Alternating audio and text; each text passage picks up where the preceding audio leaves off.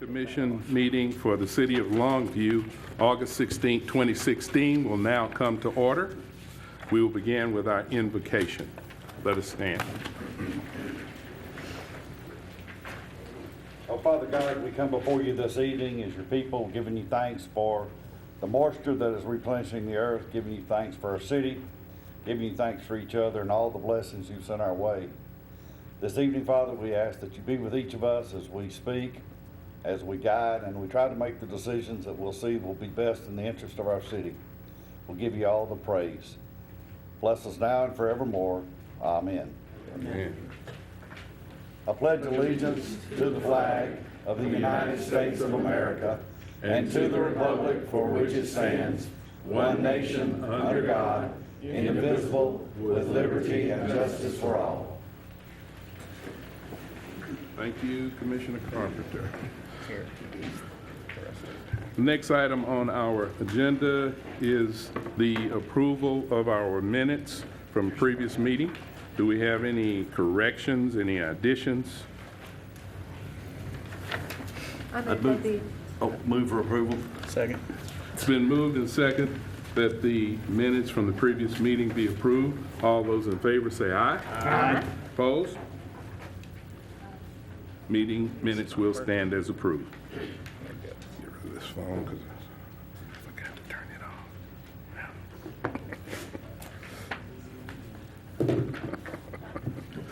off. Okay. The next item on our agenda is approval of our consent agenda. The items on the consent agenda are plats that meet the requirements of the City of Longview subdivision ordinance. These items will be approved with one vote unless any member of the Planning Zoning Commission, any member of the public, or the applicant would like an item removed from consent and placed on the regular agenda for discussion. Appears we have one item on the consent agenda for tonight.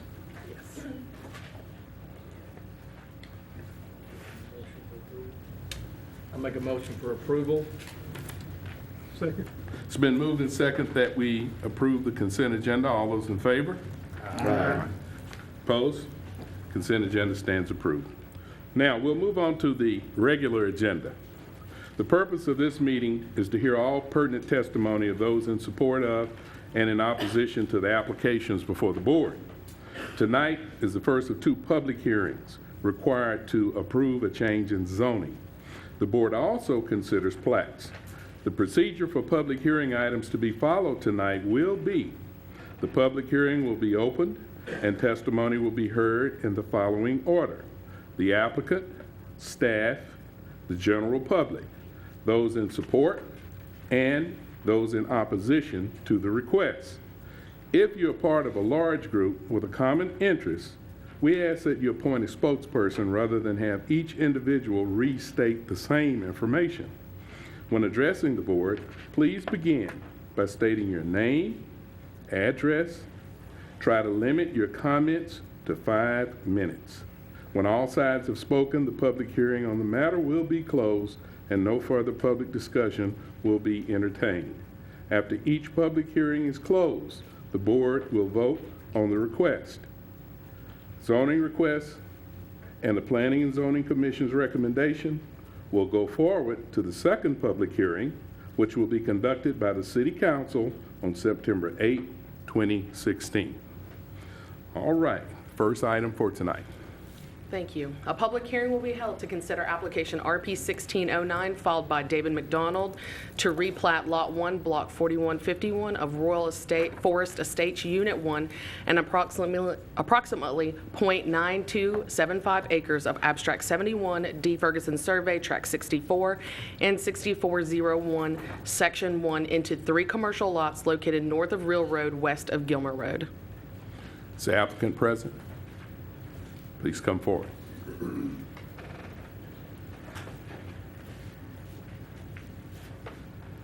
State your name and address, please. Brett Reed, 1201 Northwest Loop, 281, Okay. Johnson and Pace. Just like she said, trying to combine or turn one lot into 3 lots. We'll have one with a restaurant on it, and the other one will still be McDonald's lighting. And it'll be a vacant lot at the corner of Kingston and Real Road. Okay. Any questions for the applicant at this time?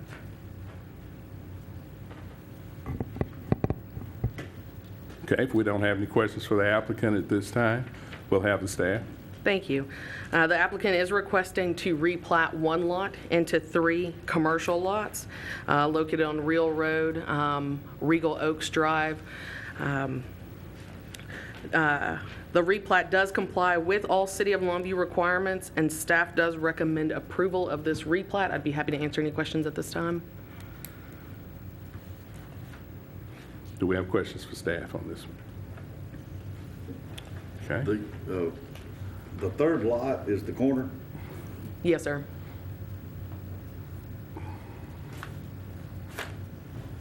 There's 3 lots. It's labeled Lot 2, 3, and 4 within this subdivision.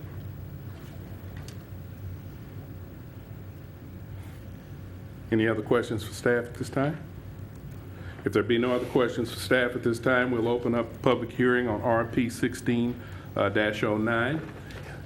Anyone present wishing to speak in support of this application, please come forward. Anyone wishing to speak in opposition to this application, please come forward. There being no one coming forward, the public hearing is now closed. Is there further discussion, or do we have an motion? Move to approve. Second. It's been moved and second that we approve RP 16-09. All those in favor say aye. Aye. Opposed? There being none, application 16-09 stands approved. Next application, please. Thank you. A public hearing will be held to consider application PD 1609 filed by the City of Longview requesting to rezone approximately 38 acres of Abstract 258 PP Range Survey Tract 11 Section 4 from agriculture to planned development general retail located on the northwest intersection of Eastman Road and Hawkins Parkway. This is the item that we carried over from last month's meeting, correct? That is correct, yes, sir. Okay. Do we have any discussion? The applicant for this is the city. Yes, sir. You want to make your presentation now, and we'll... Yes, sir. Thank you, Chairperson Murphy. This is carried over from last P&Z's meeting. As you may remember, this is property that is currently Hensley Park that, at the request of developers to relinquish the park designation, was approved by the citizens of Longview. And the city of Longview is requesting to rezone to protect the integrity based on what the developers promised the citizens that they were going to do. And so that's really what we're asking is in the plan development is to benchmark that so that we can do that through an administrative review process if and when that development occurs. As you may remember from last month, we did discuss some of the buffer areas that were required along Eastman Road, some of the building setbacks. Talked about the requirement that it be a retention pond and not a detention pond. Some of the areas of contention that we did send out an amended list of land uses based on the discussion that you have before you from last month. And also we did, one of the other areas of discussion was to look at future widening of Hawkins Parkway and the need to preserve either right-of-way or additional greenbelt area to accommodate that. Based on the discussion and the questions from last month, we did talk to our city engineer, director of public works, as well as our traffic engineer as far as the widening project there. And as mentioned, a traffic impact analysis has been performed, and part of that traffic impact analysis does recommend an additional left turn lane to accommodate full access onto Hawkins Parkway. And so if they do that, our Director of Public Works assures us that the existing right-of-way that's there now, the 80 feet of existing right-of-way, is sufficient to allow for the expansion that would be required. And they did not recommend any reservation of right-of-way for any future widening. They felt that that would not be needed, that we wouldn't need to consider that at this time. The other point of that is that there was a request for additional green belt, and so we reviewed that, and to be consistent with what is being asked for up front with the 30 feet, we did ask for an additional 20 feet that is consistent with the green belts along Hawkins Parkway. So the green belt will be how wide? 20 feet along Hawkins Parkway. And the setback that we discussed last meeting is now what? The building setback is 25, but the green belt, which is basically a green space with no parking, no building, is 20. Okay. Well, that, as far as a future being able to come off of Eastman Road onto that, will there have to be a turn lane put in there sometime, you think? Coming down, going towards 4th Street? We don't anticipate that. I mean, it's pretty well maxed out now as far as, I mean, if you go much wider in there, then you start getting into, 6, 7, 8 lanes, and I think that's more. Then you got the problem of pulling the traffic back in at 4th Street. Yeah. I think part of what we look at is how to alleviate the traffic that's there, not create more. And I think with the 4th Street extension and some of the other things that we're doing out in that direction are intended to try to help alleviate that and not put more pressure on it. Michael, can you expand more on that 20-foot easement and what that would contain? Yes, that 20-foot buffer area would be a green belt area that would contain a pedestrian path, a sidewalk that would be concrete, and it would connect with the access that's already there along 4th Street, as well as the pedestrian path that they're proposing to be along the Eastman Road side, and then it would be landscaped as well with a mix of trees, shrubs, and grass. And I think we presented in there the number of trees. 5 trees per yeah, 100 5 linear feet. And excuse me, I didn't want to read the 2 pages of staff report that we sent out to you. How many trees did you Yes. say, Angela? 5 trees per 100 linear feet. So And that basically- compares to what in our ordinance? Currently, we don't have a requirement in the street yard. We just allow flexibility that it be evenly dispersed within the building, the frontage, which is anywhere from the building front to the road. And in this specific area, we're asking 5 per 20, which is basically 1, or 5 per 100, 1 every 20 feet. I noticed that you did address some of the items that could, go in, and you took out quite a few of those. Were there any that we pointed out some of you commissioners pointed out some? Does everybody see? Mine was removed. Okay, everything that needed to be dealt with in there has been dealt with? What, did you allow for a gas station? Yes. Yes. Okay. Fueling station. Yeah, the fueling station, not a full-blown convenience store, yeah. but the fueling station side. For the record, we've all got agreement that the city plant, our road is taken care of. That was my concern. It also been, the entrance, ingress and egress has been addressed also, requirements thereof if they choose not to do the center turn lane. All Correct. that's been addressed, correct? As part of the TIA, they are allowed access onto Hawkins. It would be a right-in, right-out, and then if they choose to have the full access, then that would require the center left turn lane expansion. Thank you. Another question, Mike, is that it's on the situation where we're talking about people displaying outside on the retail of the development, like a sports shop or something like that, building boats or whatever it might be.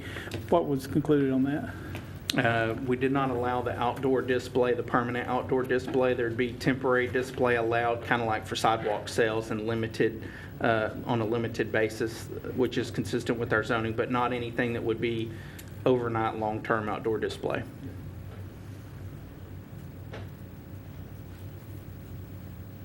I'd like to thank the city staff for increasing the footage of our green belt on Hawkins and for adding the requirement of the trees. This is currently a city park, and we want it to continue to look as nice as possible, and I really thank y'all for being willing to add that to the plan. Thank you. There are additional questions? Have the developers seen this newest? I believe so. We've been working with their engineer who had did some of the preliminary. And Angela, if you want to kind of scroll through. And as I stated at last month's meeting, our basis for this is based on their presentation, and we were working with their engineer to make sure that the basis that they basically sold the citizens on is what our benchmark was. And so I'm assuming that they've reviewed it and acknowledged that it's what they told it. You know, we wanted to make sure that we didn't miss something that they told people. And so here is what they proposed when they presented it to City Council. Here were the elevations that they presented, showing that that'd be a Kroger. And then let's go to then there was the other elevation for a sporting goods store. And then let's go back to that site plan. And here was the initial site plan that they had kind of prepared, showing what it potentially would look like. And there's been a few tweaks now that they've really gotten into some of the preliminary engineering. But as you can see, overall, the plan development that we're proposing is at minimum this, and probably a little more detailed than that, with some of the landscaping and buffering and so forth, some of the amenities. And that was really our goal, is to make sure that we at least held them to the standard of what they sold the citizens on.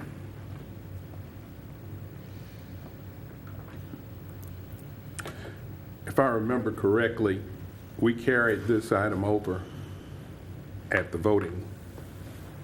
We Yes, were sir. at the point of voting. We'd already had the public hearing. Do we need to have another public hearing? Certainly wouldn't hurt. I think that's the way we have it advertised, just to make sure that we have all the input necessary. Okay. All right. Let me go ahead and open a public hearing on the item. Application PD 16-09, public hearing is now open. Anyone present wishing to speak in support of this application, please come forward. Anyone present wishing to speak in opposition to this application, please come forward. There being no one coming forward, the public hearing on PD 16-09 is now closed. Is there further discussion, or are we ready for a motion? I make a motion we approve as read. Second. It's been moved and second that we approve application PD 16-09 with the corrections that have been presented on tonight. All those in favor say aye. Aye. Opposed? 16-09 is approved. Next item, please. Thank you. A public hearing will be held to consider application S1603 filed by William Tate requesting a specific use permit, SUP, to allow for a restaurant with a private club in general retail zoning district for Lot 1, Block 2, Bob's Place Number 2, located at 310 East Hawkins Parkway. Is the applicant present? I think I have a card here for Mr. William Tate. Come forward, please, and tell us about your request. Good evening, Commission. State your name and address for William the record. Tate. My business address is 310 East Hawkins Parkway, Suite 104. And we're just here to serve the community of Longview. We're excited about it. The SUP is for liquor sales as opposed to just beer and wine. We're asking for the permission to serve a great margarita. Okay, any questions for the applicant at this time? Okay, there being none, we'll hear from staff. Thank you, sir. Thank you. Thank you. Staff has been very helpful, by the way. The applicant is requesting a specific use permit for a restaurant with a private club, meaning mixed beverage sales, in general retail zoning district. A specific use permit is required for a private club, allowing for on-site consumption of alcoholic beverages within general retail zoning districts to ensure no negative impact on surrounding properties. The proposed restaurant is located in general retail. There is no adjacent residential surrounding this property. Staff finds that the proposed SUP is consistent with the future land use map and surrounding land use.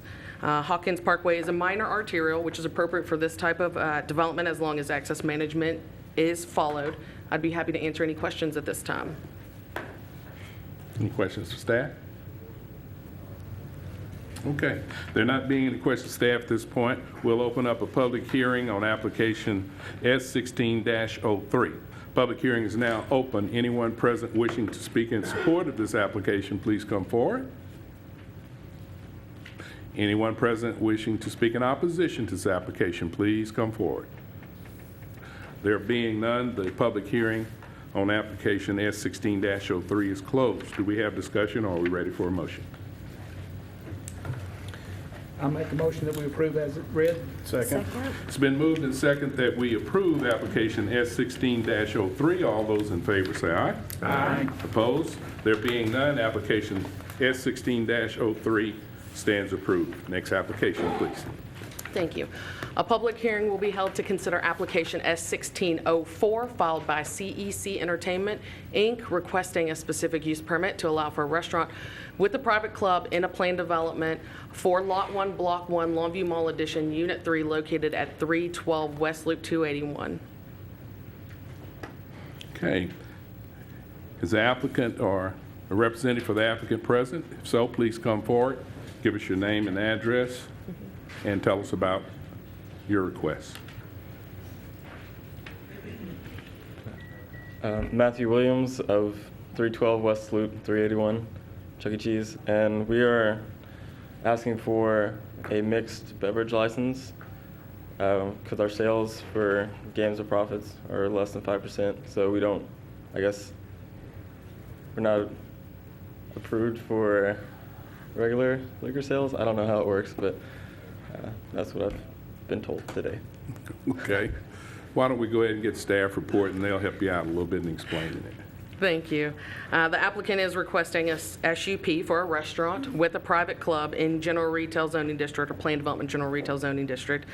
As stated before, a specific use permit is required for a private club allowing on-site consumption of alcoholic beverages in general retail zoning district to ensure no negative impact on surrounding properties. The proposed restaurant is located in planned development general retail area. There is no adjacent residential. Staff finds that the proposed SUP is consistent with the future lane use map and surrounding lane use. I'd be happy to answer any questions at this time. I suppose we gave an SUP to BJ's Next Door. Yes, ma'am. We gave, that was rolled in with their planned development. They were allowed to sell alcohol mixed-use beverages as well as on the border. What is this site? This is the Chuck E. Cheese site.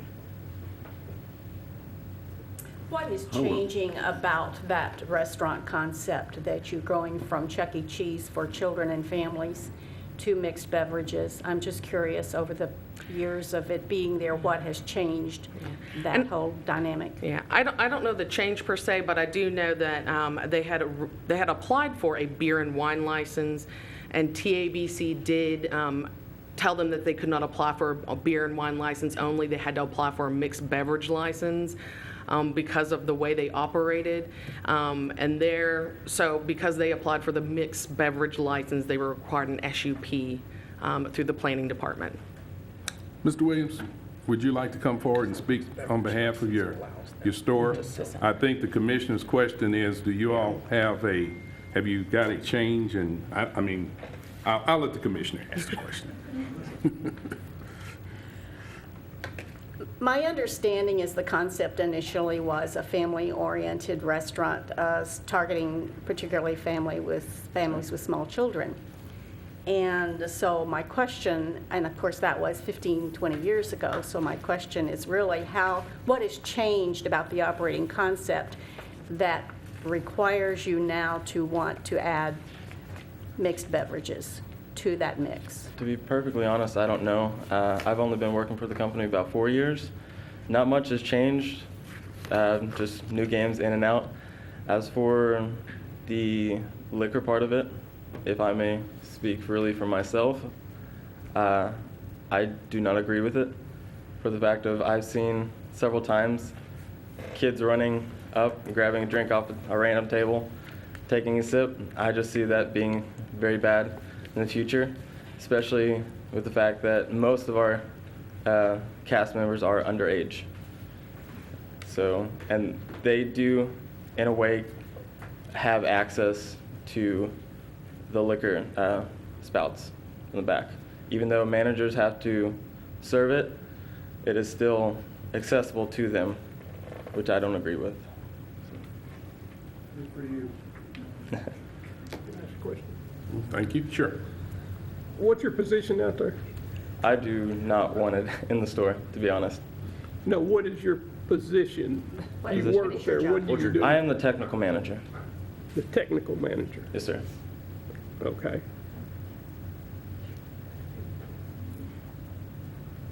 Any other questions? I have a question, but it may not be for you, it may be for staff. If we give this SUP to Chuck E. Cheese and then Chuck E. Cheese goes away, does the SUP for alcohol stick with the property once we give it to that property? Yes, ma'am. That may be what's going on. Yeah. Well, and Yes. I think some of the confusion, as they stated, the way their business operates in the licensing with TABC, I don't know that it's their intent to sell mixed beverages. I think they just want to sell beer and Yeah. wine. But the way TABC makes them permit because of the games and so forth, they have to get a mixed beverage. Yeah. For us to sign a mixed beverage permit that says Yep. they can sell mixed beverages, they have to get the SUP. I don't know that that's their intent, and I'm certainly not speaking for them that says they're not going to, but from what I've seen, Chuck E. Cheese is changing their concept to sell beer and wine in their stores. And this is traditional throughout, this is consistent throughout the Chuck E. Cheese chain. What I've read in the papers. I don't want to, speak on their behalf, but that's just what I Matt says yes. personally know, so. Staff, please clarify here, and make sure I'm hearing you correctly about the longevity of the SUP. Now, Chuck E. Cheese goes out of business.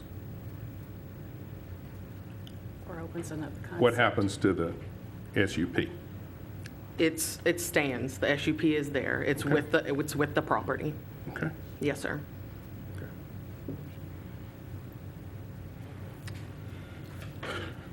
If there be no more questions at this particular point, I will go ahead and open up the public hearing, and then we can come back and deal with wherever your pleasure is.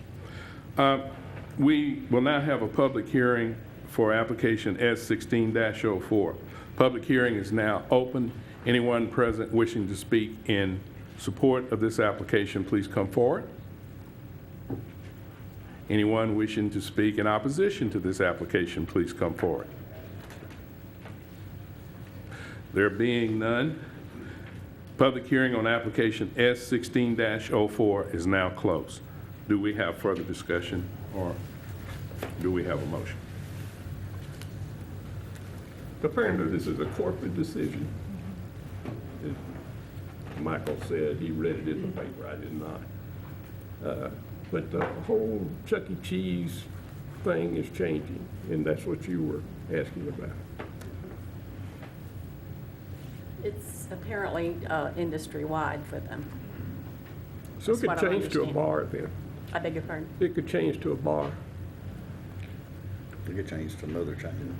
No, now it's zoned for a restaurant with a private club, so it has to be 51% food, so it has to be a restaurant. Now, if they come back with a bar, they would need to rezone. Okay. And as I understand it, it's TABC's responsibility to monitor such things as who's, the age and the consumption of people and so forth on it. So, Okay. I mean, as I understand it, you can help me with that, Chief. I didn't think that was Longview's job to monitor that in relation to that license. They're supposed to monitor that in relation to that It was license. just a question I had. Any further discussion, or do we have a motion? I would make the motion to approve. Second. Okay, it's been moved and second to approve application S16-04. All those in favor say aye. Aye. Opposed? There being no opposition, S16-04 is approved. Next application, please. Thank you. A public hearing will be held to consider application Z1602 filed by Harold W. Stone requesting a rezone from single-family 4 to heavy commercial C2 for approximately 2.256 acres of PP Rain Survey, Abstract 258, Track 16, Section 2, located on the west side of Judson Road, south of Pryler Precise Road. Is the applicant present? If so, or spokesperson for the applicant, please come forward. State your name and address and tell us about your reason for the application. I'm Roger Cavness. I live at 2004 McCann, and I'm representing Mr. Stone. They want to go from the single family to heavy commercial on the lot adjacent to their existing Stoneworks business. They want to use that to handle overflow of inventory, put approximately a 4,000 square foot warehouse there. Okay. How large of a warehouse, please? Ma'am? What did you say the size of the warehouse? Approximately 4,000 feet.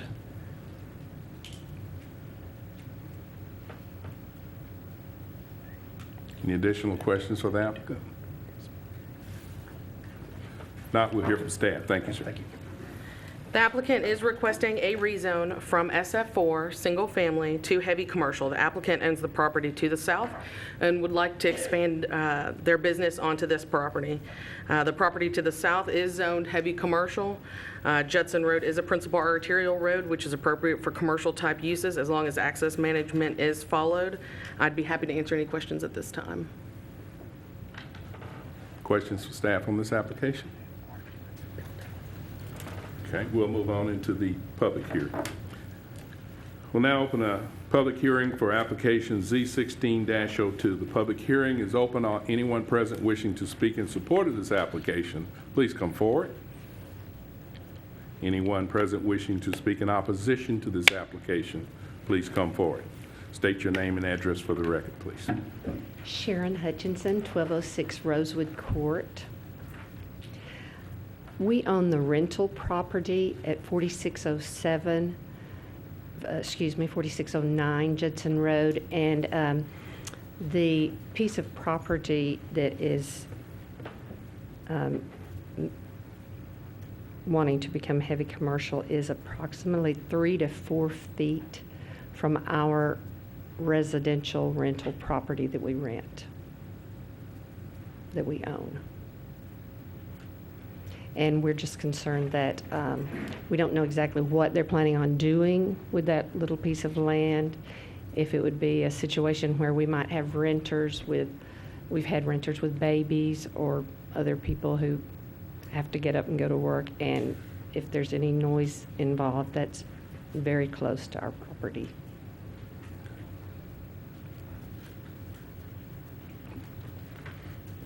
Thank you. Thank you much, Ms. Hutchinson.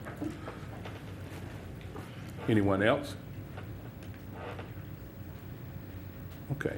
Public hearing on application Z16-02 is now closed. Do we have discussion? Mike, what would this do as far as drainage on the property? At this point in time, we haven't addressed the drainage. That'd be something that they'd have to address during the development process. Okay. So I don't know that I can, they would have to meet our city standards for the drainage. But is there a part where they have to be back so far from the property line?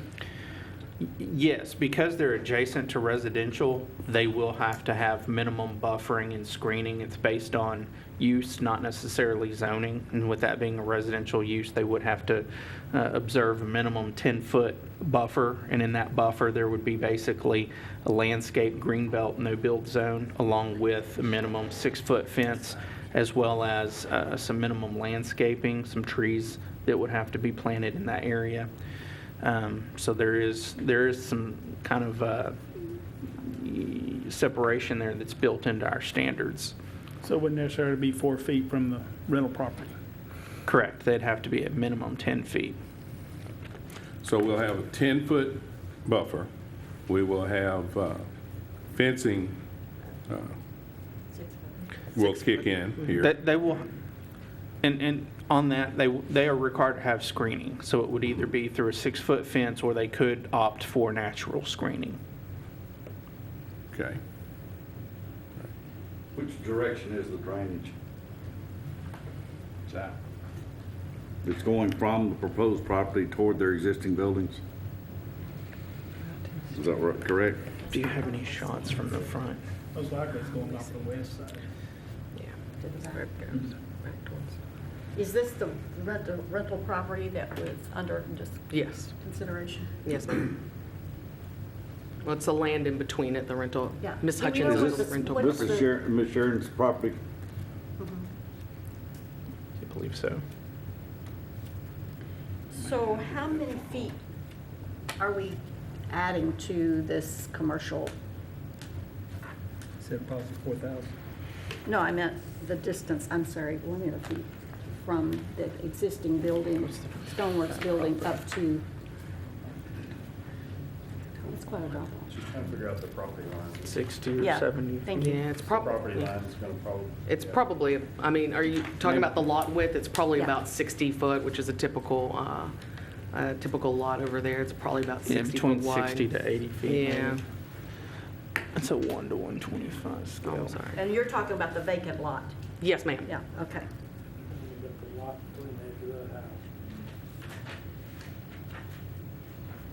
So Miss Sharon's property is gonna go to the left about 20 feet?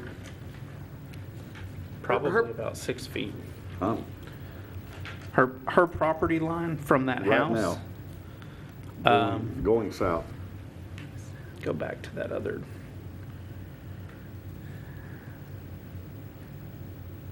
Probably about 6 to 8 feet, I'd imagine. I think it's typical setback is anywhere from 6 to 8 feet on the side. Looking at the scale of that, it's probably not far off of that. So based on the code as in place now, allowing 6 feet from the edge of the house plus the 10 feet in the buffer, the minimum from the edge of that house to the new building could be 16 feet. That's Yeah. correct. If everything was perfectly, Yes, sir.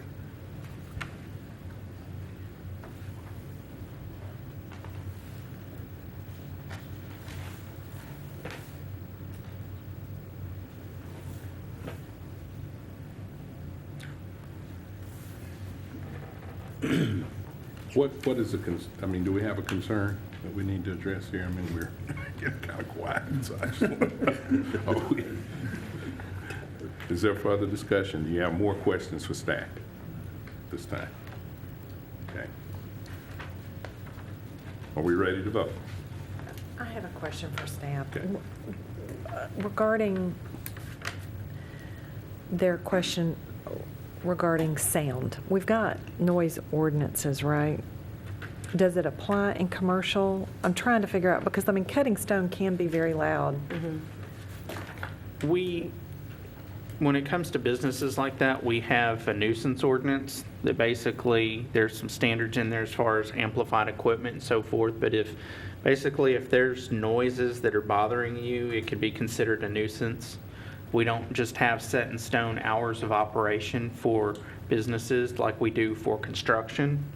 But, if they're out there cutting stone at, 10 o'clock at night, and there's a residence next door, I'm sure that they could call the police department and get that addressed, or they could file a complaint themselves in municipal court and take it that route. Would the applicant please come back? Tell us a little bit about how your business is going to function in Well, this what facility they that you're going to What they construct. want to do is basically use it as an overflow for inventory. Very unlikely there would be any noise made from that. That's basically, they're just, in their existing warehouse, they have more than will fit in tile and things of that nature. We were going to try to design the building actually no wider than 35 feet and try to make it deep as to give a little more room alongside the buffer zone. So, I mean, it's likely to be 16 to 20 feet away from the existing residence. Do you know if stones are being cut there No. currently? Well, there are in the existing building, that is another lot over. But this one will not be for that. This one will be for inventory. Okay, and the building that the stone cutting is happening, this will be, this Yeah, is the this will be area between, this will be between that it. Yes, sir. building Yes, sir. and It'll be the row between, house. so it should be a buffer itself from any noise. I don't know that they do things at night anyway, but there would be, this building would be between the other building where they actually do any kind of fabrication. Okay. Roger, that fab is on the corner right there, correct? Elm Creek and Judson? You know where they fab? in that Yes, corner yes, sir, there? yes. Okay. Right where the driveway is, I believe is where the doors are that go into the fab shop area. And this is a detached building. It's not going to be attached to the others. Correct, yes, ma'am. Right, okay. And and the purpose of this building is going to be warehouse and storage. Yes, sir. That's Yes. what you're telling us? Yes. Okay, all right. Any other questions for the applicant? No. Okay, please, thank you so much for Thank you. coming back. Hate to have you jumping up and down, but.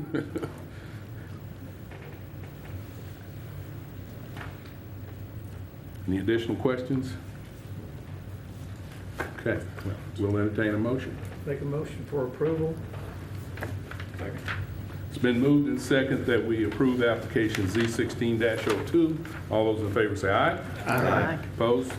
Application Z16-02 is approved. Next application, please. Thank you. A public hearing will be held to consider application PD 1610 filed by Brett Reed requesting a rezone for approximately .899 acres of the David Ferguson Survey Abstract 71, Tract 64, Section 1, and a portion of Lot 1, Block 4151 of Royal Forest Estates Number 1 from PD1 General Retail to Planned Development General Retail for a restaurant with a private club and a drive-through window located on Real Road west of Gilmer Road and east of Kingston Drive. Okay. If the applicant's present, if you please come forward. State your name and address for the record, please. Tell us about the application. Brett Reed, 1201 Northwest Loop, 281. Like she said, turn into, what was that, Lot 4 on the ridge, on the A? Yeah. Basically turn that into a restaurant with a drive-through, and they're wanting to serve alcohol in it, so. Okay, any questions for the applicant? If not at this time, we'll hear from staff. Thank you. Thank you. The applicant is requesting a rezone to Planned Development General Retail for a restaurant with a drive-through window and a private club to allow for the construction of a restaurant. And essentially, when we say private club, we mean mixed beverages per our zoning ordinance. The proposed planned development site plan shows a one-story building, approximately 2,332 square feet in size with 29 parking spaces. The parking requirement does comply with our zoning ordinance. 2 access points have been provided off of Real Road and 1 onto Regal Oaks Drive. The restaurant will have a monument sign that will comply with City of Longview requirements instead of a pole sign. The proposed landscaping will meet the City of Longview's zoning ordinance requirements. Real Road is a collector, which is appropriate for this type of development as long as access management is followed. I'd be happy to answer any questions at this time. Questions for staff?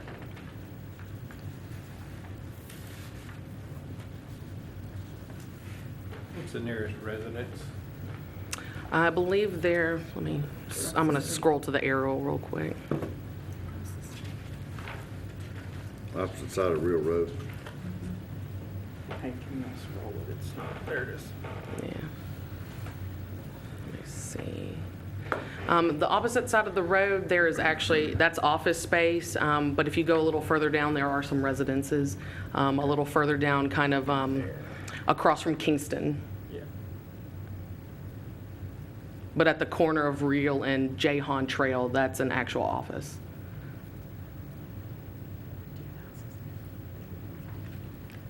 Will they be allowed to serve alcohol through the drive-through window? I don't believe TABC actually allows for that. I wanted to clarify. Yeah, I don't believe TABC actually allows that.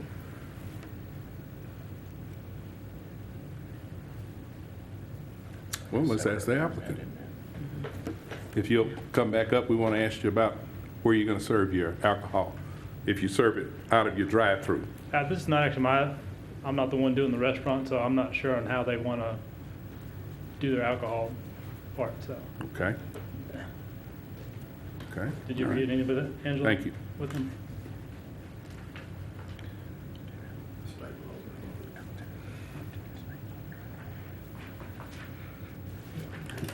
Unless we don't give them a drive-through.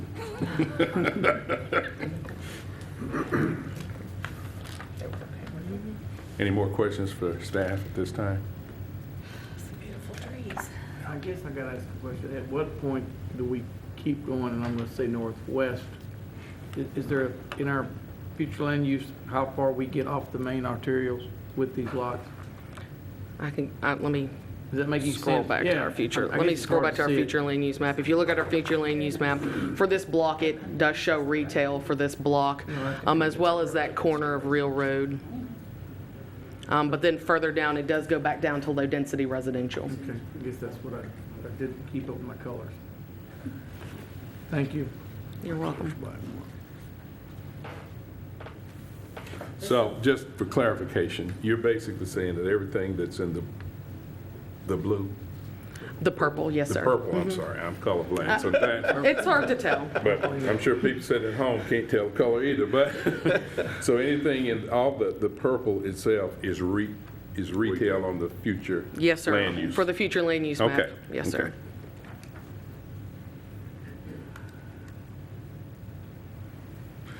If you don't have any other questions for staff right at this time, we'll go ahead and open up the public hearing on this matter. Public hearing on application PD 16-10 is now open. Anyone wishing to speak in support of this application, please come forward. Anyone wishing to speak in opposition, please come forward, state your name and address.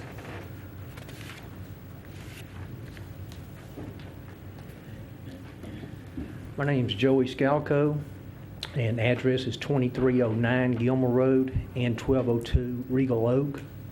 I'm here on behalf of my mom and my sister. A few years back, they went through the expense to put a separated building, put in a dance studio for my sister. She was looking for a good area that would be safe. She teaches children elementary through high school. 1202 is to the rear of the proposed site. While we don't have a problem with the restaurant, the drive-through, or even the entrance off of Regal Oak, they have concerns as far as about her business in the future, how it will impact the parents and how they feel safe with their children being there, and probably not so much the children they pick up earlier, but she has high school girls that are parking right there where people be driving by and that are to the rear of that business, 8:30, 9 o'clock at nighttime. And so they're just concerned about the safety of those girls. Help us here with where this particular facility you're talking about is located. Where they're going to have their drive-through going through to Regal Oak, that's going to be, if you're looking at that map, it's going to be to the right side of it. And then the building on the corner of Gilmer Road and Regal Oak. The dance studio is... right under the word oak. Yeah, Oh, correct. yeah. We're having technical difficulties. I'm sorry. Notice. But the dance studio is right under the, if you saw the word oak, it was right underneath it.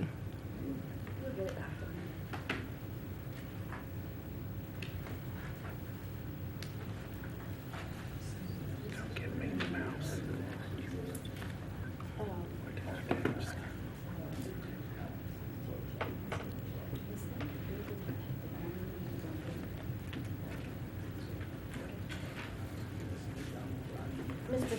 Scalco, is that the building that has the awning over the front door? There's an awning, yeah, yes, ma'am. There's an awning over the front door. Yeah. They use that parking lot for the dance studio. The dance studio is actually to the rear of the building that faces Gilmer Road. It's at the back. It is right next to that building you're talking about with the awning, yes. Andrew, can you put your mouse over that, will it work to give us some clarification? I think that's the trouble. He owns that building at the corner, but the building next to it to the left is the dance studio. Okay, where you have the mouse now is the dance studio. The dance studio, actually, they park there, but the dance studio is to the rear of that building. Yes, to the very left of it. No, you had it up to the top, upper left. Yes, that's going to be your dance studio. From that entrance, they enter from Regal Oak. Okay, so the whole building there is a dance studio. No, there's other businesses. There's a bookstore, Ace Check Cashing, and Gold Rush. There's other businesses that are entered from Gilmer Road. The dance studio is entered on the side there from Regal Oak. Okay, and the parking? The parking is going to be where you see the cars along the side and up there in the other building she was talking about. That's going to be next to their drive that comes into Regal Oak. The building under the word Oak, that's part of the parking as well. What's in that building right there? It's just been used for storage. Okay, so the egress into the restaurant is going to be adjacent to the storage. I'm sorry, say it again. The entrance and egress into the restaurant to Regal Oak is adjacent to the storage on one side and McDonald Lighting on the other side. That's correct. The parking is used for the dance studio right there as well. Okay, all right. All right, sir, and you are in opposition? Yes. Thank you, sir. Thank you. Is there anyone else present speaking opposition? Yes, my name is Gary Whitehorn. I'm a member of the Real Road Church of Christ. We are within 200 feet of the proposed zoning ordinance. That's why we got notification on that. And my home address is 402 Biscayne Court, which is not very far. But we wanted to speak in opposition to this, not from the restaurant necessarily, but from the service of the alcohol, plus the drive-through.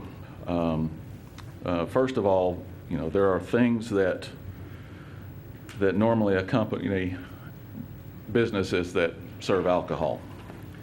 Those can be noise, traffic, disorderly conduct, public intoxication, and driving under the influence after they've left the restaurant.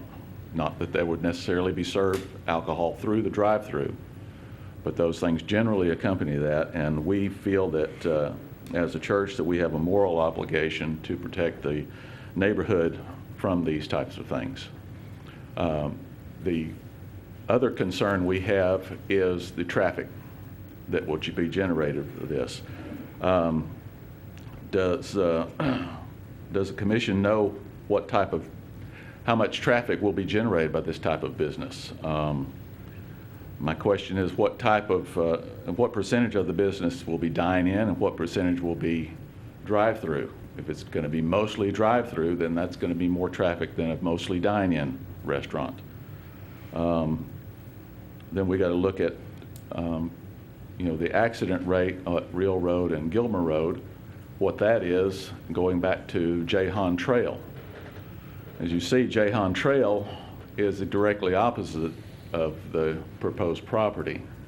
Now that, and there are times when the traffic from the intersection at Gilmer Road and Real Road backs up to Real Road past Jahan Trail, making it difficult for anyone turning left from Jahan Trail onto Real Road, making it very difficult to negotiate a left-hand turn there with all there is a stop sign.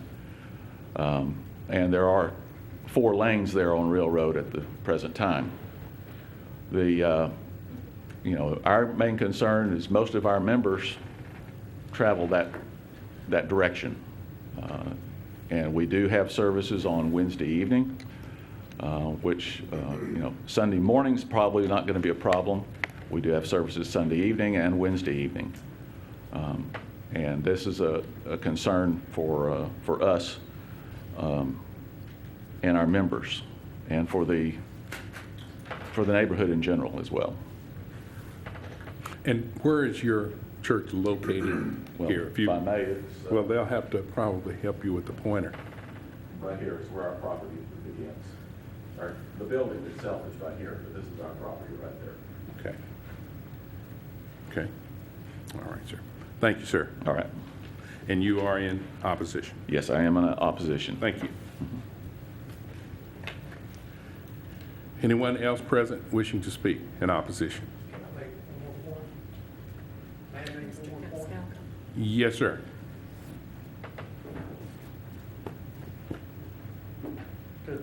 To the point that the gentleman was just making about the neighborhood, I didn't mention, across the street on Kingston, there are 2 daycares that are there. I just wanted to point that out as well. Okay. Thank you, sir. Staff, do we know what restaurant is going, has it been identified? It's a Jamaican restaurant. And that's all we know, is that it's a Jamaican jerk restaurant. Thank you. Angela, can we see the 200-foot buffer map? Let me close Oh, go ahead. the public hearing. Is there anyone else who wishes to speak in opposition? There being no one else coming forward, the public hearing on application PD 16-10 is now closed. Okay. Yes, questions? I'm sorry, I don't think we have that on the PowerPoint presentation, but it was in your packet, the 200-foot notification. But that is 200 feet from property line when we notify. The notification map, correct me if I'm wrong,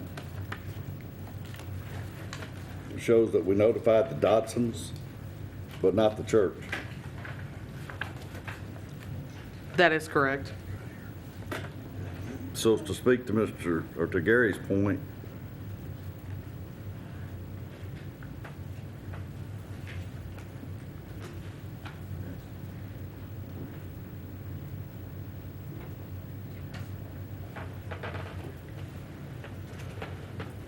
the church property is outside the 200-foot buffer. That is correct.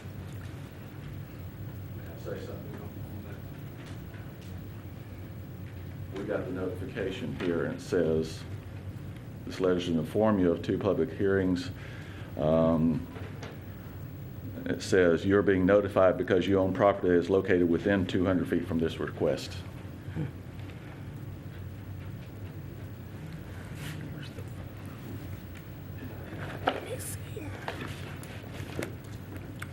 Okay. Are we trying to clarify something in relation to it?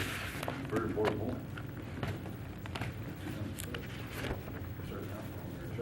Right. Well, I mean, we need to say it. When I ask questions like sometimes I want you to put it on the record, it's all I'm basically trying to get us to do. I have no reason not to believe Gary, but I can't understand how the church was missed. And I think and I just want to clarify, I think when you're talking about distance for TABC requirements, it's, for us, when we do notifications, it is 200 feet from property line, from boundary to property line. We buffer 200 feet outside of the property line. Now, for TABC requirements, as Mr. Schooley was saying, they're required to get licensed through TABC and the City of Longview, and through the licensing process, they will do the measurement, and I believe their measurement is 300 feet from door to door, I believe. But besides going through here, they will have to get a license through TABC in the City of Longview to serve mixed beverages. And that actual measurement for TABC does that, right? Is there a number? The City of Longview actually does that. It's TABC rule, but it's also the City of Longview's adopted. The City of Longview has adopted that same ruling, and when the permitting goes through TABC, it comes to the City Secretary's office, and the Police Department actually does that measurement. Okay, and it's within 300 feet, door to door, is that what you said? Yes, sir. So, how many feet is it from the proposed door here to the door of the church? I have not done that measurement. So we don't know if this will actually meet our criteria. I'm not real certain, no, sir. Okay. I'm going to suggest that we pull this until next month and we clarify, Yes, sir. first of all, that it can even go there. with you all support, I mean, and your permission, we'll pull this until next meeting and let's verify and make sure we meet all of the criteria necessary, if that's okay. All right? Just as an explanation for everyone here and at home or wherever, there is a measurement factor and there's ordinances that determine that an establishment that's doing liquor or alcohol or whatever has to be X number of feet from certain other types of businesses, for lack of a better word to use, and one of those being a church. And so we need to go back and see if this will even meet the ordinance or qualify for the ordinance based on the distance rule. So we're going to carry this item over until next month's meeting. Okay? Okay? Okay. Next application, please. Did we motion and second on that postponement or the carryover? No, I'm just asking Okay. you to do it. Yes, sir. I didn't. Okay. Yes, There's sir. not a motion here. Yes, sir. This is a request from the chair with concurrence from the commission. Yes, sir. Okay. All right. Thank you. Sorry but we need to get this straight. Okay. Next application. A public hearing will be held to consider application PD 1611 filed by Brad Tidwell requesting to rezone approximately 3.67 acres of a portion of Lot 7, Block 1112, L. Woolley No. 1, and Lot A, Block 111, L. Woolley No. 1, from Multifamily 3 and SF2 to Plan Development General Retail for a self-storage mini warehouse located on the north side of Magnolia Lane and west of Judson Road, east of Horseshoe Lane.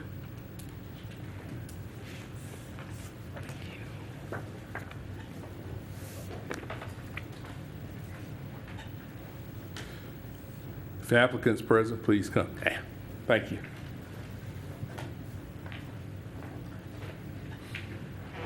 Good evening. We will not be selling alcohol at our self-storage facility, in case you're wondering. Yes, I'm one of the owners of the... Name and address, please. I'm sorry. Brad Tidwell, 201 Hawks Ridge Trail, Colleyville, Texas. I'm one of the owners of the project here. This was the back end of a project that we have called the Woods Apartments, which are almost completely done, thank goodness. And I think the city will be really excited when we have our landscaping and gates on Judson and Magnolia and our wrought iron fence and tree lighting. I think you'll be really excited about what we've done there. When we originally brought this project in, we were proposing to build, right at 100+ units on this property. We did it in 2 phases, and we've now completing what I would call the first phase of that, which is 58 total units. Since we started this project, some things have changed. Thank goodness the Magnolia project is complete. That was really took a while, and we're really excited that it's done. It's really nice. But by the time that was done, there was also a couple of large multifamily projects that were built out on 259 that, in my opinion, a combination of that and a little bit of softening of the market has really made multifamily market kind of saturated here in Longview for now. And so when I'm looking at this project, I'm thinking I've got this vacant land back there. Not really excited about doing more multifamily in the near future. And then I personally spend 100% of my time developing self-storage facilities in the Metroplex and in other states. And so when I looked at this property, I'm like, when we look at storage, we try to find a really nice piece of property in a great location, but just slightly hidden behind other retailers and other commercial projects. And one of the reasons we do that is because self-storage land is usually done on more inexpensive land. And usually right off the beaten path. So I was looking at this property and I thought this is a great location for that type of facility with the continued commercialization of Magnolia and then the proximity to Judson Road. And plus it's a nice business to put along with a multifamily project. So looking at this property, I decided this is the route I wanted to go. So started off visiting with the city, and they suggested that I talk to the neighbors again, because when we did our multifamily zoning, we had quite a bit of conversation with the neighbors, I believe it's Chickasaw, is that right? Chickasaw, because of the access. And at that time, under that development, we were only going to have an emergency access gate on Chickasaw. With this new development, that totally goes away. There will be no gates going towards Chickasaw, and all the property will then be, and traffic will be coming off of Magnolia with some emergency access off of into the apartment complex there at the Woods. So what we're looking to do there is build about 59,000 gross square feet of storage. We build Class A. I don't know if you have the rendering on your little slideshow there. We build Class A product. Most of the stuff I do is multi-level storage, but in some cases we do what I call traditional self-storage, where it's a single story, it's climate and non-climate type product. Did a market study here in Longview just to make sure that this did make sense, and there is demand for storage in Longview. Right now, the market is well over 90% occupied with very limited climate-controlled storage available. And so I always look at storage as a neighborhood service, in my opinion. Some cities disagree, but it is something that is needed in the community. And most of the storage in Longview is located around the exterior perimeters of town, and really not a lot of storage in the middle of town where most of your dense population is. So it is a need. It is convenient. And we do build as you can see here, this is a nice Class A product. If you drive by, you would think from the exterior that it's possibly an office building or even residential. But what happens is we take the perimeter buildings and do those totally in brick and stone, and then the interior buildings are your typical storage buildings. But from the outside, you don't see the old metal buildings and bright colored doors, which is what most people think about when they think about storage. So we have to design these to go in nice areas, nice suburban locations, and so you got to do them right to get everyone on board. So this is what we're proposing here. We do have limited access hours. We don't allow any 24-hour access like some facilities, because trust me, nothing really good's going on at a self-storage facility in the middle of the night. So what we try to do is restrict it to, like a 7 a.m. to 9 p.m. at night. It does have an office, so there is someone on property during the day and during business hours. The great thing about storage is it's a very quiet neighbor. You can look at all real estate, whether it's multifamily, office, retail. There's no real estate class that has as little traffic as storage does. Some days there will be no one there. On a busy day, you may have 5 people that come in the office. It's a very quiet, boring neighbor. Our facility will be completely gated, access cameras at every angle you can think of. We do a photometric study of the lighting to make sure that no foot candles are exceeding the property lines, so that it's nice and not bright. Single story, unlike my apartments that would go on this same piece of property that would be 40 foot tall. These are single story. And again, I think the neighbors would be excited. That's much quieter than another 60 units, which could be another 100 people coming in all hours of the night. So probably all the reasons I would tell you that apartments are great, I could probably tell you why my storage is probably a little bit better. So I guess to put this land to use and improve the property and develop it, and I'm choosing to go with storage, and that's the request for zoning.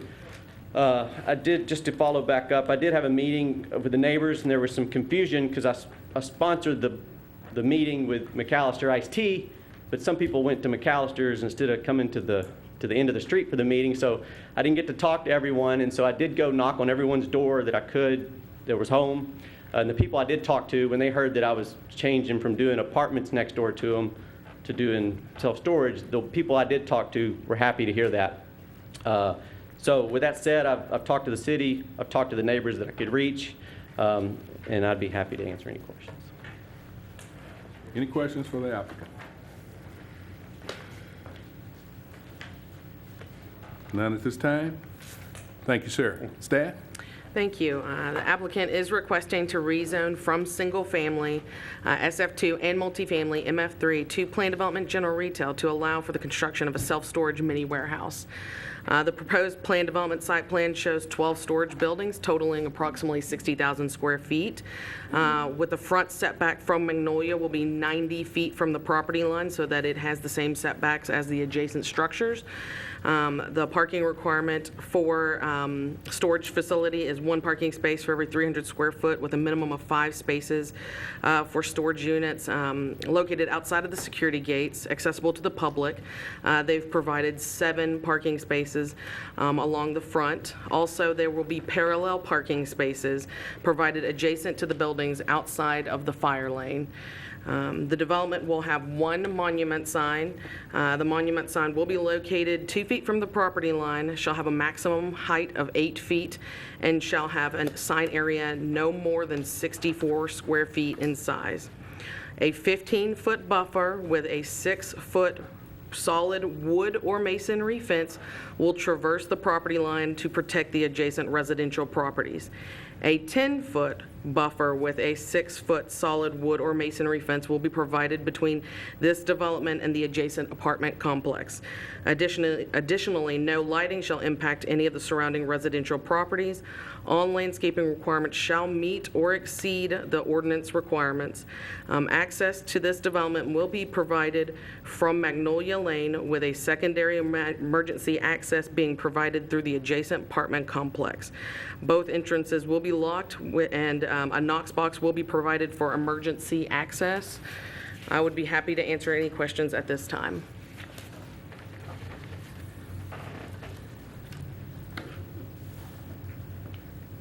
Questions for staff?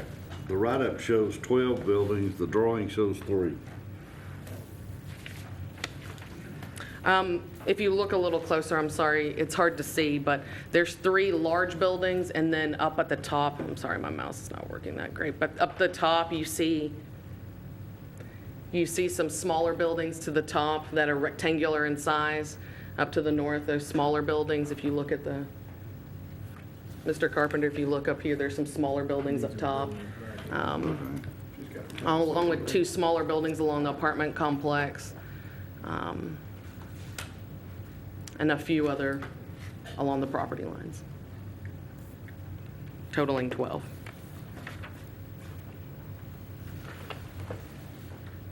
Did they say how many units they're putting in? I'm not certain. I don't know if Mr. Tidwell knows how many units. The unit mix will change a little bit as we're laying this all out, but the net rentable, or the gross square feet, is about 59,000, but the rule of thumb is about 100 units per acre, so right around 350, depending on the average unit size, whether it's 110 square feet or 100 square feet. And just to clarify, the larger buildings that you see, those would be what would be the climate-controlled units, which would be sprinklered and, accessible through hallways. But any smaller buildings you see would be your typical non-climate type roll-up units.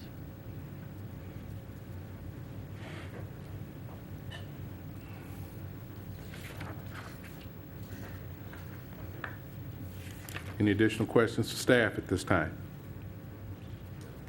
Okay, I'll move on and we'll open up the public hearing. We now open up public hearing for application PD 16-11. Anyone present wishing to speak in support of this application, please come forward. Anyone present wishing to speak in opposition to this application, please come forward. Please state your name and address for the record. My name is Sherry Oldham, 201 Magnolia Lane. I live right up against the apartments, and they can probably show you with the mouse, because I'm sure they know where I live. When this first started, there was a lot of discussion about drainage. And I realize we've had a large rain event this past couple of years, but we have had so much runoff from the apartment complex. Our house has literally shifted in foundation. We're on a pier and beam. Our driveway is almost washed away. It's asphalt. We've made several complaints to the city, and at one point, an engineer did come out And I do have, if it's okay, I'll pass this around, or I'll give it to you. This is that's a copy of an email that I received a year ago, and it's stating that there was, oh, sorry, I gave it away and I didn't read it to you. But anyway, I'll let you take a look at it. It states that there was some lack of development, or it wasn't done correctly, and they were going to redo the level of the ground, I believe. And that was a year ago. If you'll look at the address, or the, sorry, not the address, the date on the email, and it has yet to be done. We still have, even with small rains, we still have a lot of drainage that comes onto our property. And it makes a lake. And I'm really sorry that I did not get my invitation to the meeting that Mr. Tidwell had, because I do like McAllister's tea, but I guess my invitation was lost in the mail. This is also a list of people who could not be here tonight, and it's not a petition necessarily, but it is a statement of how the neighbors do feel.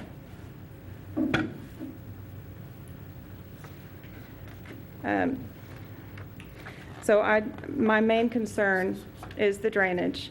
It's going to cost us about $3,000 to have our house re-leveled and to do all the repairs on the inside of our house, such as repairing the drywall that's cracked and and I don't even know how much it's going to cost us to repair our driveway. I do have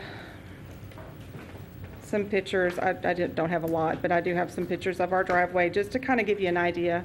I don't know if this is appropriate.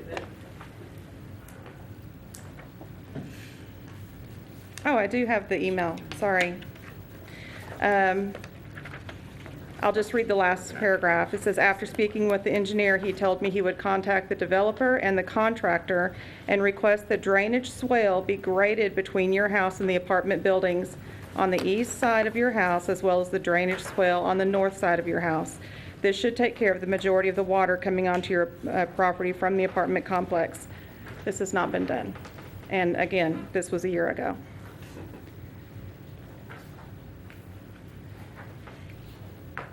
I do also have a question, and I've just heard this in passing, so I'm not really sure what this means. But there's some concern that maybe spot zoning is occurring, and maybe you all can clarify what that means. But I don't know what that means. I hope that you all can explain it to me.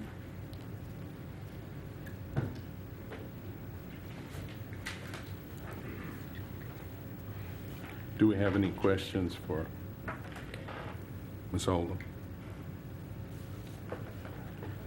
And you are in opposition? Well, yes.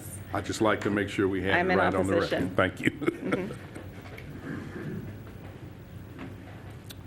Is there anyone else present who would like to speak in opposition? Please come forward.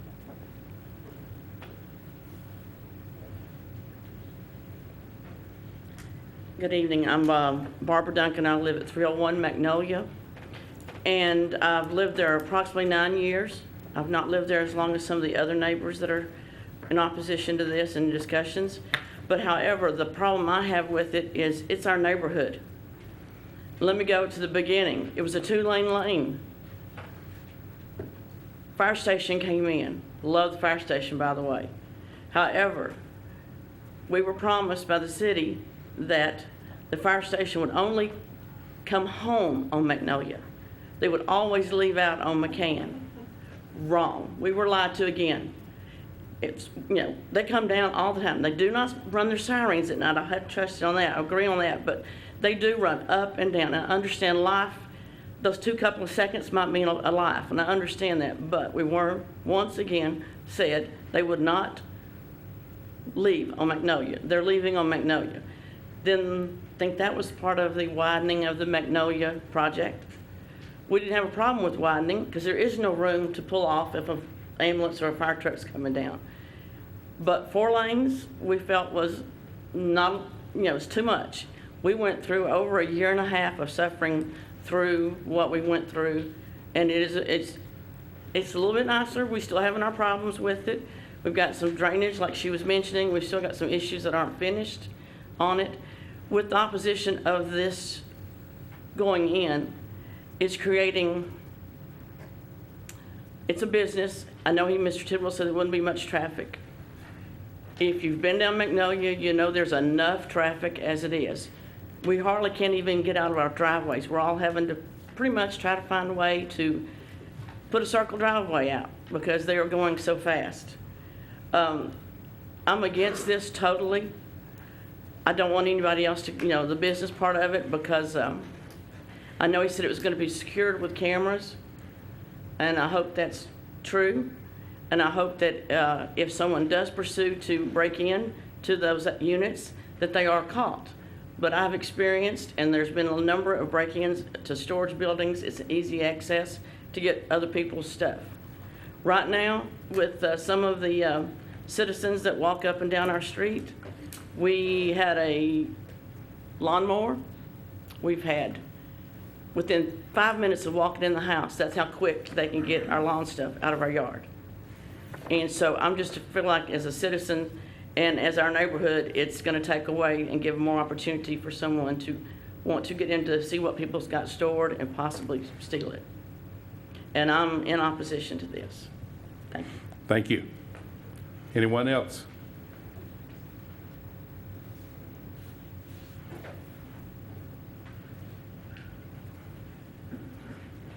My name is Ellis Crawford. I live at 202 Magnolia Lane. I've resided at the house for a long time. I first came Magnolia Lane when I was 5 years old, moved away and brought the property back from my brothers and sisters. But there's a whole group of people here that are in opposition to these storage utilities, or whatever they're called. And I know you can put pictures up about how it's going to look, but believe me, when it's all said and done, it's just going to be old storage buildings, what it's going to be. And if you think we're wrong, Miss Odom back here, they promised they would get a fence, a 6-foot fence up between their property line and the apartments, and then they came back and said that was amended. So they say anything can happen, and all these people at the back, we're all against moving these storage units in, and I think we have the numbers to prove it, along with the list that was given. And most of these people are elderly people. This is a residential area, not for storage buildings. And I want to give you some more pictures of the drainage ditch that this design is going to be up against. You could pass those around.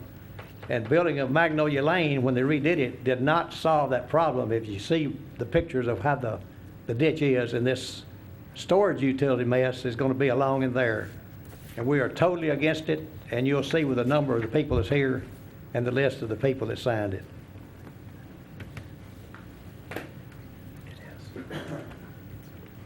Thank you, sir. Anyone else?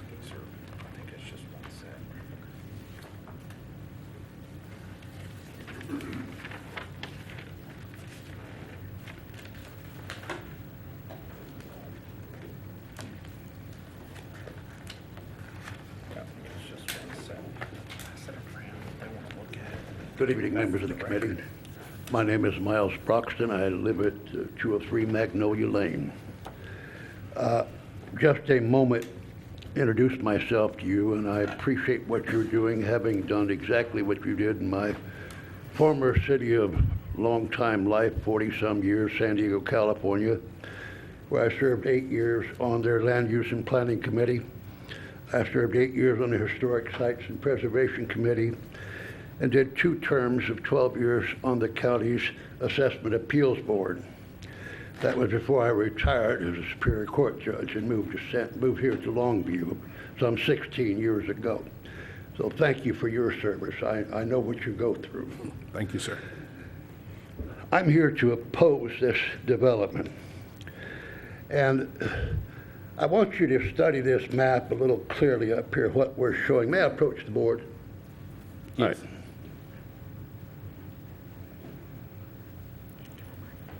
What you have here are 2 lots in question. My lot is this one here. My neighbor's lot just spoke. Oh, thank you. Her lot is up, this one here. This is a vacant lot, old forest.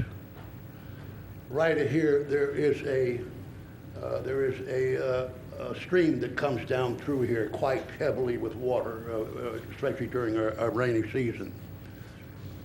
Originally, this property, all the way back here, please, may I have that back again? Is this working? Yes. Oh, thank you. I'm a little hard of hearing, and I'd appreciate if you could speak up to me because I left my selective hearing aid at home tonight, so. Yes, sir. It's all right. This property back here where the pickup here was originally proposed to be part of the apartment complex that went in over here, some, I believe, around 300 units total. That was all Old Forest too. Everything has been stripped 3 years ago. It was all stripped. The property behind our two properties here, and that would be my neighbor who just spoke with you and myself. All stripped. It sits there today as barren land, as much of the development in the city does, just barren land. I get flooding from here. I get flooding from the development here, comes across my neighbor's property, comes across mine, underneath my home. Across the front of my house here has washed away about 50% of the topsoil. I'm left with silt. That's what I have today. Under my house, I have silt. When the rains are heavy, at the east end of my home, I have 9 to 11 inches of water standing and up to 17 inches on the west side of it, under my house. I have spent thousands of dollars in the interior of this house. My floors are now warped because of all the standing water. Your developer is aware of this and shrugs his shoulders.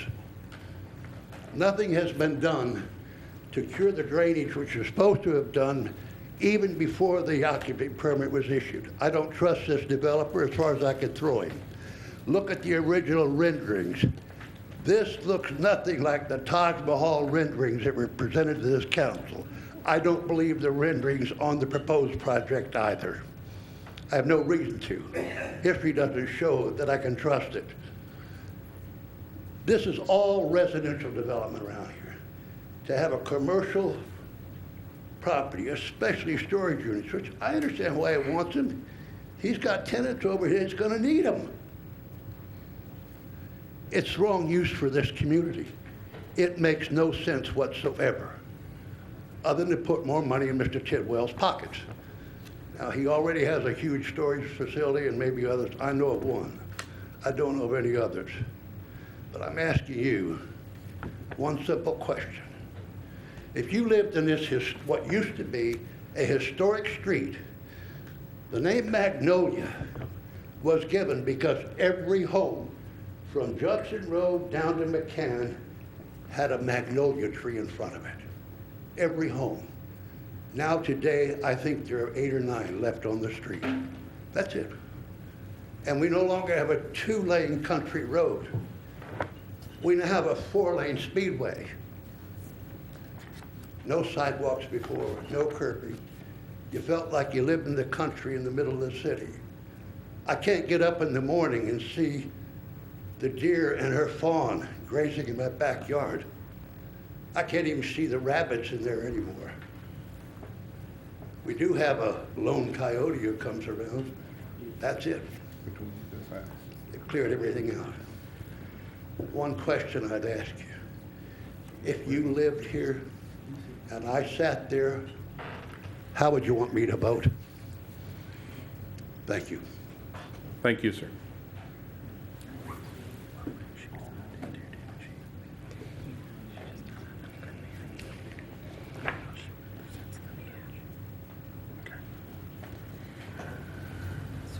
There be anyone else? Please come forward.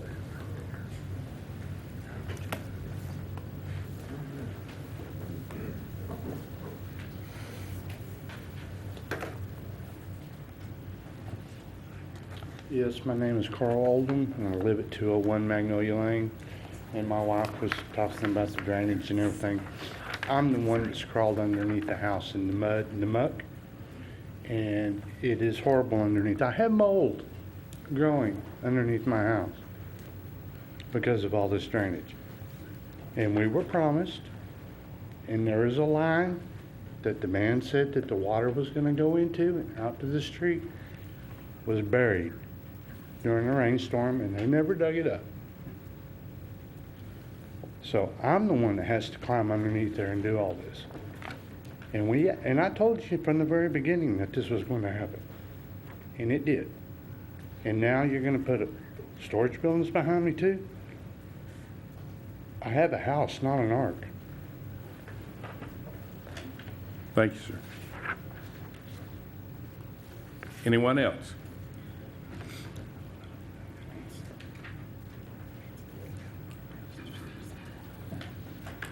My name's Lannis Riddle. I live at 307 Chickasaw.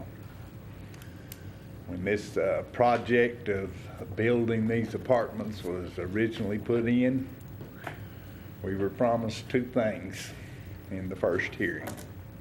That there would be no access by dump trucks or construction people down Chickasaw to the site. If you look back on your police records, you'll see 47 times that they were called to stop dump trucks from running down Chickasaw. Used to be a beautiful paved street. You could even skateboard on it. Now you can't hardly drive a truck or a car down it for the holes that were left by the construction of this previous building. At that time, we were told that they would put up a privacy fence at the end of Chickasaw. That maybe it would be gated for the fire department. The fire department said they didn't want a gated access to those apartments. Haven't seen the first thing. The only thing that stopped the dump trucks from running up and down the road, the only thing that stops people from driving up and down there now is a fence post, a single fence post. It's weeds, it's mud, everything in the world washes down from those apartments right down to Chickasaw. Used not to have any kind of mosquito problems, but now, thank goodness for Mosquito Joes, we can live and get outside again. I don't trust the developer. He says that he talked to everybody up and down the road. We have 9 residents on Chickasaw. I've talked to all 9 of them. All 9 of them are opposed to having these. Now they're elderly, it's raining. Most of them didn't feel like coming out. But if you look on that petition, every one of them signed it. Thank you. Thank you, sir. Is there anyone else?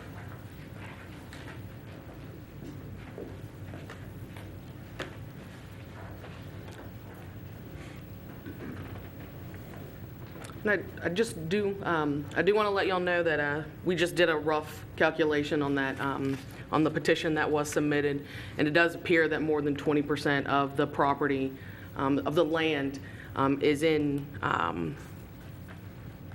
against this rezone request. So if it, you know. So what does that mean? That means that if it does go before. We're in the public hearing. Yes, ma'am. So we Yes, need sir. to go ahead and address that since we have a citizen. Your name and address, please, ma'am. My name is Bobby Burcham, Yes, live ma'am. 309 Chickasaw. And my biggest thing is, well, with the water and everything else, but promises unkept. These people that live on Magnolia were promised fences, tree lines, that they wouldn't even know any of that was there, and that has not gone through.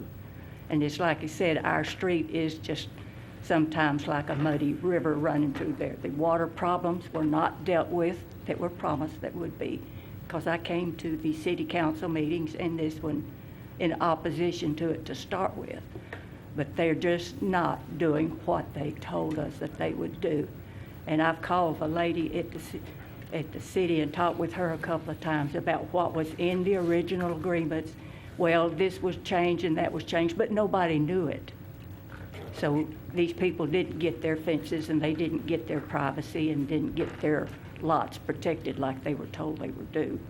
So I just don't see where this is going to benefit anybody, and I sure don't care anything about having all of this going on down at the end of my street. Thank you. Yes, ma'am. Thank you very much. Will there be anyone else?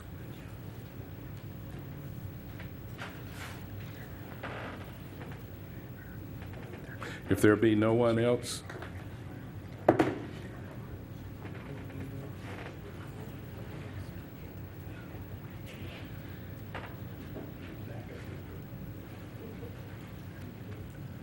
I failed to mention one thing. There was a petition turned in this evening, I believe, that had some 37 signatures from the neighbors. Many of those people could not be present here this evening for one reason or another, some health reasons, some elderly people. We have a lot of elderly people in our neighborhood, you know. I'm now among the octogenarians of our group. And they don't like going out in the evenings. I would ask this council, by virtue of the signatures on that petition, please count them present here. yes, sir. We will take that in consideration. Thank you, Mr. Chairman. Do we have anyone else wishing to speak in opposition? There being no one else present wishing to speak in opposition at this time, the public hearing is now closed. Staff, you were telling us something about. Yes, sir. After just a rough calculation, based on the petition that was submitted just recently by Ms. Oldham, it does appear that more than 20% of the land is in opposition to this request. Which means, Mrs. Murray, that if this does proceed to City Council, it will require supermajority vote for approval. And it's 20% of the people that live within? Of the land within, that we notify. So within 200 feet, it's not just the people, but it's the actual percentage of land calculated.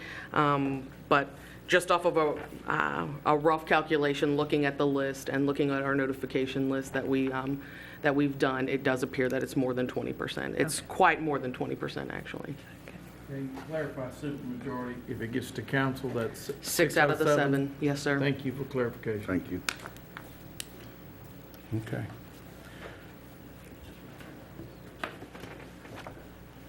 Discussion? I think that it's fair at this point to kind of try to go back and do a little level setting here in relation to a lot of the comments that were made. We are looking and we're hearing about a project that was done, apartments, and the after effect of those. Some people have made comment about the drainage and the water and so forth from those apartments.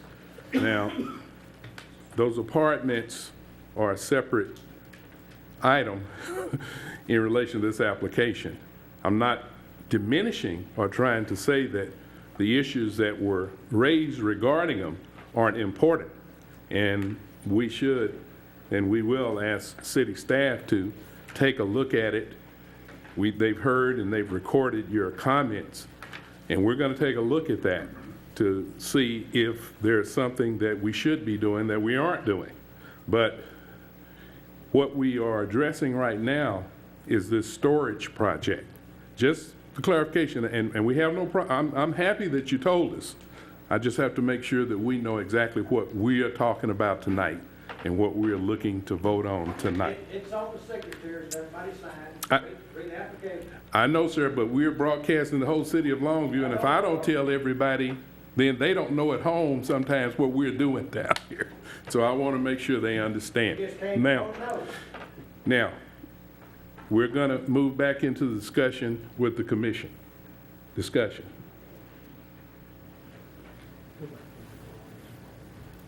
What's your pleasure on this at this time? Do we have a motion? What are we going to do? I have a question about. Sure, go ahead.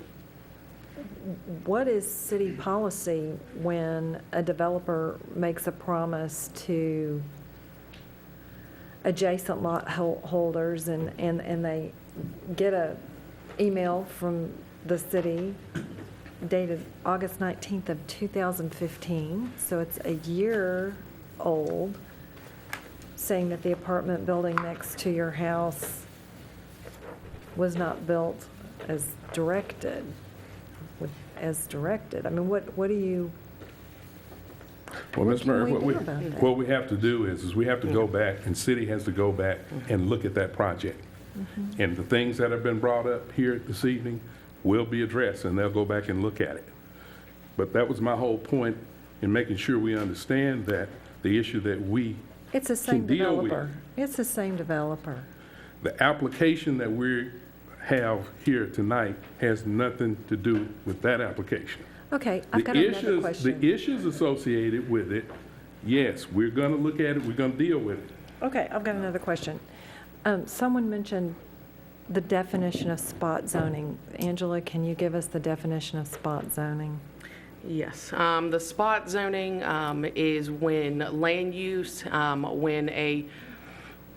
spot zoning is when land use is not compatible, or the proposal is not compatible with surrounding zoning, nor is it compatible with the future land use map.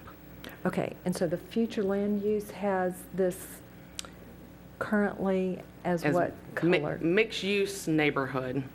Now, through the comprehensive plan, the consultants added this use called mixed-use neighborhood. But however, through the zoning ordinance, we actually do not have a category called mixed-use neighborhood. But typically, mixed use is a mix of uses, whether it's, residential on top, retail on the bottom, or a mix of uses within a development.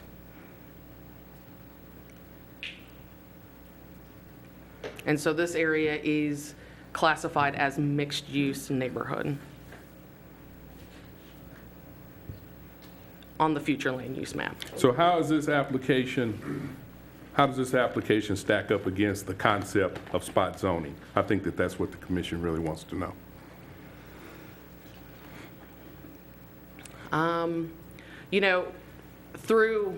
Through staff analysis, we determined that it didn't meet the qualifications of spot zoning due to the street that it's on, but also due to the fact, and it's not just the street, I'm sorry, but looking at mixed-use neighborhood, it is providing a mix of uses. It is providing that neighborhood, even though, storage facilities are not allowed in neighborhood service type uses, but it is providing that neighborhood type service use. Correct me if I'm wrong, how in the world you could not consider it being spot, going from SF2 to what has been requested? Well, The back piece of the property is an MF3, so you've got the two, A, joined together, and B, you're changing two zonings, not one, two.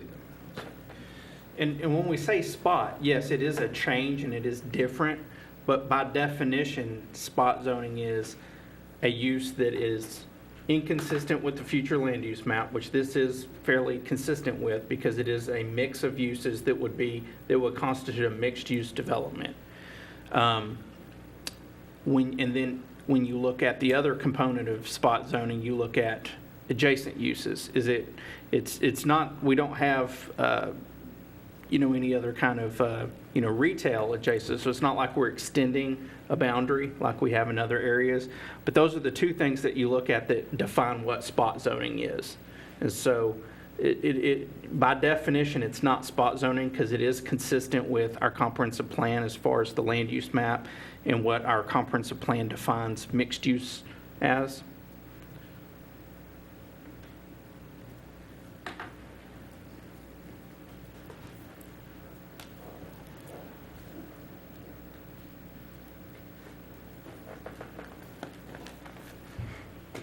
Additional questions and discussion?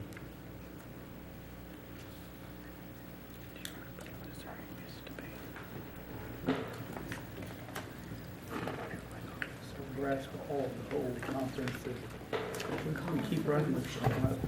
We need to speak every month. We have now month 2. We keep having our comprehensive plan, seems to get in. Maybe I'm the one that needs the education on what we use as our criterion in neighborhoods. Earlier, we had purple, and maybe I'm the one that needs education, but we keep referring everything we've got to the comprehensive plan that we, I presume, all elected to pass and follow. All I see is from month 2 discourse and questionability in my own realities of this doesn't make sense. As a member of this commission, I need direction from you two because I don't get it. And I think if I went around, I don't get it. Not that I'm against anyone contriving to improve their business for whatever the reason be. But explain to me, houses on each side is my biggest issue. There is houses all around. And is there not a solution to this problem of not putting a business in between houses? Just because our comprehensive plan that somebody contrived, not from Longview, and we bought into it, but sometimes that's not the answer. Just because, is there not a way to get these people together and work this out? Because I have to have, it's not logical. I'm not against growth. I'm not against any of that. It's not logical to my conscience for both sides not to have. I just don't get it. I'm not against the project. But I'm against this thing that we're basing it on, and that's our plan. And sometimes our plan doesn't make sense, so help me understand it. Sure, and our comprehensive plan and future land use map, which we use monthly as it relates to rezones, is a guide. And so when you're looking at that, if you don't have a guide to guide you in making long-term land use decisions, then you're just making arbitrary decisions on your rezoning from month to month. And so the comprehensive plan takes a holistic look at our community and looks at how we want to grow. It takes into consideration what current conditions are, and then looks at future trends as well. And so that's why we call it a future land use map. This is what future land use for this area could look at. And is that today? Is that tomorrow? Is that 20 years from now? That's really for y'all to decide, and that's why there is a public hearing process and a due process to allow us to consider those situations, to consider have all the dominoes fallen in this area for this area to transition. And that's basically what it is. This area is in transition. Trying to remember what our land use plan for this area was prior to the most recent update. And I'm not going to say that it was retail, but I do believe it was retail and office, because prior to the adoption of the comprehensive plan, we had several contested rezoning requests in this area. With Magnolia being widened, this is a transitional area. One day, you're probably not going to see the same Magnolia. Is that through this rezoning process, or are there other things that have to happen? And that's it. It's a guide. It's a guide to give y'all direction about the future. But then we also certainly take into consideration current conditions. What are the current conditions?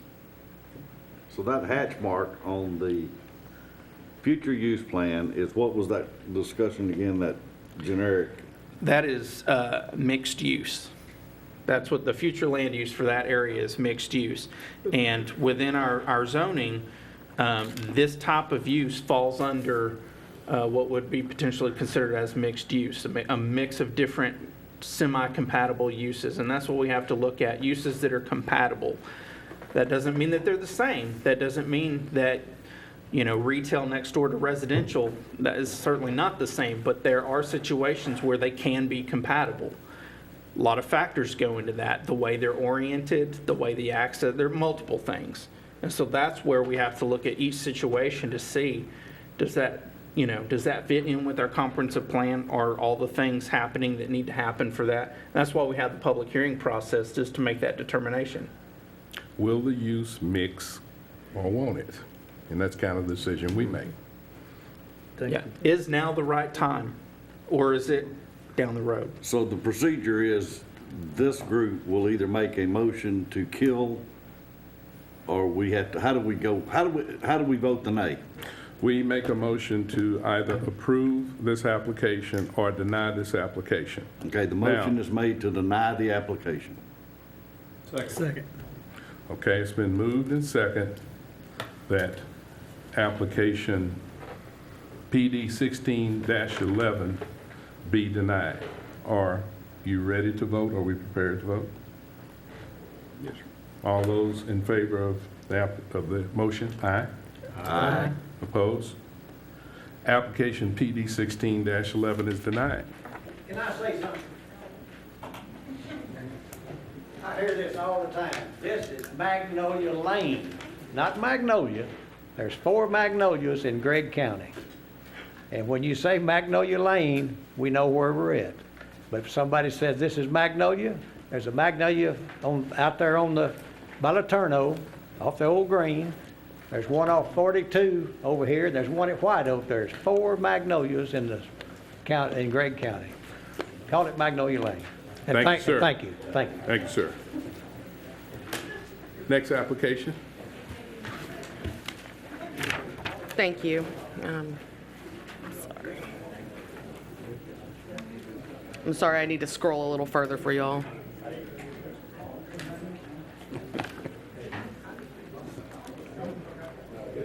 Okay. I'll wait until the group Yeah, we'll take a exits. second here. Yes, sir.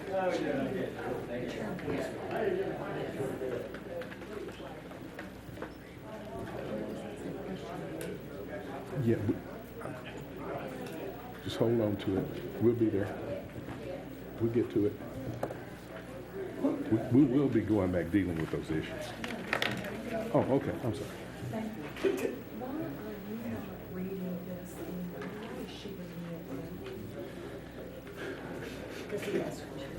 Basically because I asked staff to do that, yes. I just noticed the change and I thought, No. okay, Yeah. okay. Some commissions, the staff reads it. Some commissions, the commissioner, it's just my, whatever I decide. I'm with you, okay. Okay. I'm sorry for all those of you at home. We had a big crowd leaving and we had a lot of noise. So now we are moving on. Application, please. Thank you. A public hearing will be held to consider M16-04, amending the City of Longview future land use map from retail, RET, to medium-density residential located at the northeast corner of H.G. Mosley and McCann Road. Okay, staff, tell us about it. Thank you. The future land use map is intended to serve as a guide, as Mr. Shirley had said previously, in establishing appropriate mixes and intensities of land use throughout the city. It is not intended for the future land use map to identify exact use on a parcel-to-parcel basis. Furthermore, it is not a zoning map. However, it does have a close relationship with the zoning map that it is used in part to determine the appropriateness of zoning requests. The future land use map must remain flexible, being changed and updated to meet both new policy and changes in development trends and patterns.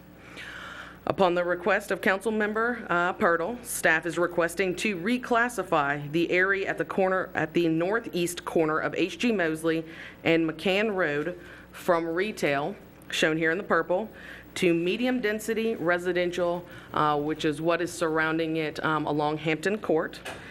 As you can see in the future land use map, medium-density residential surrounds this property. Therefore, it is appropriate to amend the map. I would be happy to answer any questions at this time. Okay, the purpose of this is to amend the future land use. It's the land use map that we talk so much about and we refer to often, right? Yes, sir. And we're amending it to actually establish a different designation. That is correct, Formal. yes, sir. And we Okay. have also, we did receive a petition of over 1,500 signatures for this request. Okay, all right. Any other questions for staff? Okay, we'll move into the public hearing. I assume Yes, we gotta sir. have a public hearing. We will open a public hearing on application M16-04.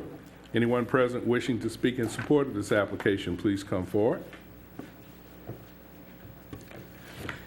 Anyone present wishing to speak in opposition to this application, please come forward. There being none, the public hearing on application M16-04 is closed. Do we have a motion or discussion? So moved. Second. It's moved to approve Yes. application M16-04 and second. All those in favor say aye. Aye. Opposed? Application M16-04 is approved. Staff update? Thank you. All items, including the future land use map update for the Hensley Park, was approved by City Council. I would also like to introduce, we have a new planner on staff, Tom Kern. I would like to introduce him as well. Right. Welcome, Tom. Do we have any, in general, citizen comment at this time? As chairman, I'm just going to comment that we've had a rather lengthy meeting, and I really thank you, commissioners, for your patience, because I just believe that when we have people come down, citizens, I want to hear them if they want to say something. And so I take the time to do it. So that's on me if I do. All right, if there be no other business facing this commission on today. Yes, sir. I want the staff to study comparable cities of our size and report back to us. I think the 200-foot buffer is too thin on the notification. I'd like to know what some of the other cities are doing. And I'd also, Mr. Chairman, like to know if the cities are posting signs of a possible rezone like they do in other areas. And I'd like them to come back to us, and then we could then in turn make the recommendation back to the council.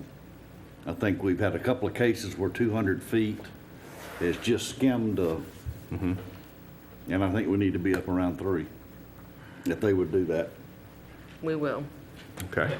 And that is just based on state law Yes, minimum we do. requirements. Yes. Minimum though, Yes. that's what the law says. That is correct. We might could we overlay ours with the TBC? No, TABC is not, it's not a buffer, it's a distance. So it's from distance to distance. So what we do is by state law buffer outside of the property lines. So. I think But we would do a study. what I'm hearing, and if you're hearing what I'm hearing is that there might be a desire on the part of the commission to see if those can be extended. Yes, sir. And so Sure. what we would ask you to do is to just do the research on it. Yes, sir. And if you got it done by next meeting, or I'll deal with you about it. I'll Yes, talk sir. to you. Yeah. I don't expect him to have to go outside. You know, I just think we need to. Yeah. Yeah, and So we'll talk explore about it. that, yeah. Okay. All right, sir? Thank you. Anything else? This meeting of Planning and Zoning Commission is now adjourned. Thank you.